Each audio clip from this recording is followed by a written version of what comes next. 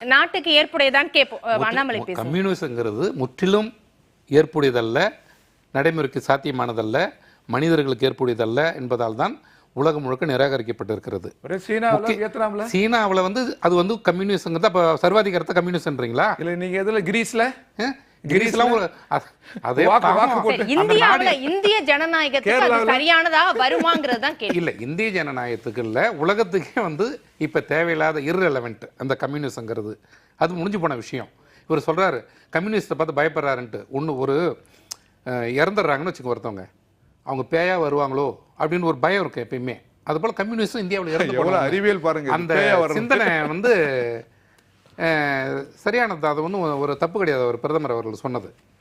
ரெண்டாவது விஷயம், இவங்க எல்லாமே இப்போ காங்கிரஸ் கூட கூட்டணியில் இருக்கிறவங்க எல்லாமே நல்லா அதில் அவங்களுக்கு இருக்கிற ஒரு ஒற்றுமையை பார்த்தீங்கன்னா, நான் கருதுறது, நான் பார்த்தது, அந்த இது வரைக்கும் சம்பாதிச்ச பணத்தை காப்பாற்றிக்கணும்.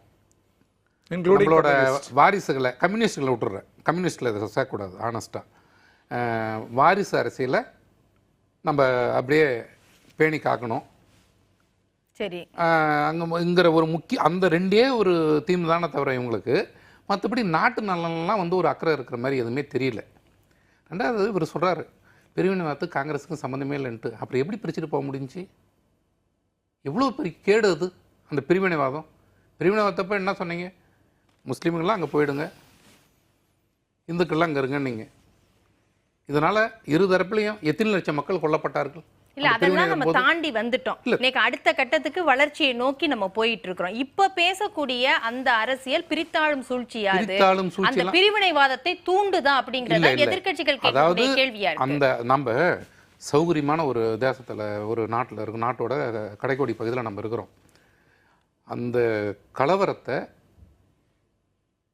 நீங்கள் அனுபவிச்சிருந்தா ஒரு வட இந்தியனா இருந்தால் மட்டும்தான், குறைஞ்சபட்சம் மகாராஷ்டிராக்காரனாவது இருந்தால் தான், தென்னிந்தியாவில் இருந்தால் கூட அதை வந்து உங்களால் ஃபீல் பண்ண முடியும். அவங்களுக்கு மட்டும்தான் அந்த ஜீன்லேயே இருக்குது அந்த பாதிப்பு. அந்த நாட்டின் பிரிவினையின் போது ஏற்பட்ட பாதிப்புங்கிறது வட இந்தியர்களுக்கு தான் இருக்குது. அது ரத்தத்திலே அவங்களுக்கு ஊறணுது. நம்மளுக்கு அவ்வளோ பாதிப்பு இல்லை. அவங்க முஸ்லீமுங்க வரத்துக்குள்ளே வெள்ளைக்காரன் உள்ள வந்துட்டான். நம்மளுக்கு அவன் கொள்ளடிக்கிறத ஈடுபட்டான் தான் இவ்வளோ கொடுமைப்படத்தில் குன்று குவிக்கல யாரையும் அவ்வளோவா. அதனால் பிரதமர் என்ன சொல்கிறார், அதை போல் ஆகிடக்கூடாது.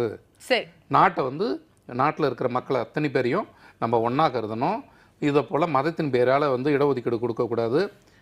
எல்லா மக்களையும் சரிசமமாக கருதணும். இந்துக்கள் வந்து, நான் நிஜமாக சொல்கிறேன், நான் ஒரு இந்துங்கிற முறையில் கொடுக்குறேன்னே சொல்லலையே, நீங்கள் சொல்லாததை எதுக்கு எடுத்து பேசுறீங்கிறது. அவங்களோட இது ஒரு நண்பர் வந்திருக்காரு, 15 இடத்துல வருதுங்க அந்த சிறுபான்மையினர் நலனை பற்றி. ஏங்க வந்து ஒரு 30 கோடி பேருக்கு இருக்கிறவங்களும் எப்படி நீங்கள் சிறுபான்மைன்னு சொல்கிறீங்க? ஒரு பார்சியை சொல்லுங்கள், ஒரு ஜெயினை சொல்லுங்கள், ஒரு பௌத்தர்களை சொல்லுங்கள், ஒரு சிறுபான்மையினர் 30 கோடி பேர் இருக்கிறவங்க எப்படி ஒரு சிறுபான்மை இருந்தானே சொல்லியிருக்கேன். அதுக்குள்ள உங்களுக்கு முஸ்லீம்னு தனியாக எதுவும் சொல்லலை. இல்லை, சீக்கியர்கள் சிறுபான்மைன்னு வரும்போது கிறிஸ்தவர்கள், சீக்கியர்கள் எல்லாரும் தானே வர்றாங்க. சின்ன குழந்தை கூட தெரியும் அவங்க யாரை குறிப்பிட்டு என்ன. அந்த பார்சி ஓட்டலெல்லாம் வந்து இவங்க ஜெயிச்சிட போறதில்ல. ஒன்று. ரெண்டாவது, ஒரு இந்த மதச்சார்பின்மைங்கிற நம்ம நாட்டோட ஒரு புனிதத்தை காப்பாற்றணும். மதச்சார்பின்ங்கிறதே இந்துக்களை ஒடுக்குவதற்காக இந்திரா காந்தியால் கொண்டு வரப்பட்ட ஒரு கேவலமான ஒரு வார்த்தை. அது அசிங்கமான வார்த்தை.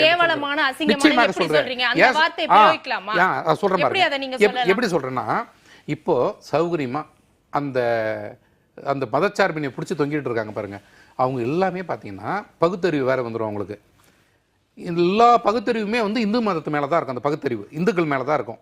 அதில் என்ன, ஒரு சின்ன சிறுபான்மையினர் ரம்ஜானில் போயிட்டு நோம்பு கஞ்சி குடிப்பாங்க, கிறிஸ்மஸுக்கு போயிட்டு கேக்கு சாப்பிடுவாங்க, அந்த அவங்க கிறிஸ்டின் முஸ்லீம் இதுக்கெல்லாம் வந்து வாழ்த்து சொல்லுவாங்க, எல்லாமே பண்ணுவாங்க. இது இந்தியா லெவலில் நடக்குது இது. ஆனால் இந்து பண்டிகைகள்லாம் இவங்களுக்கு கசப்பு. இது பேர் வந்து மதச்சார்பின்மையா? இது போலி மதச்சார்பின்மை. இது எவ்வளவு பெரிய தவறு இது. சரி சரி, நான் எடுத்துக்கிறேன் விஜயகிருஷ்ணா கிட்ட.